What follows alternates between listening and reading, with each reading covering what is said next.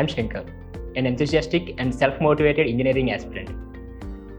I'm pursuing my BTech in the stream of Computer Science and Engineering from Aditya Engineering College.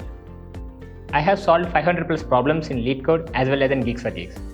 I'm a 4-star code at CodeChef and 5-star in HackerRank CPP, Python, SQL and 6-star HackerRank problem solving skill.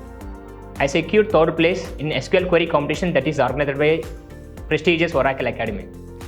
I have sufficient knowledge on various technologies like front-end development, back-end development, deep learning, machine learning, cloud computing, and database management system. My primary skill set includes data structures and algorithms. I have completed my projects related to machine learning. Those are driver drowsiness and recommendation system. Driver drowsiness is all about detects the level of a drowsiness of a driver and gives an alarm message based on the level of drowsiness. Recommendation system is all about recommend movies based on the user search history.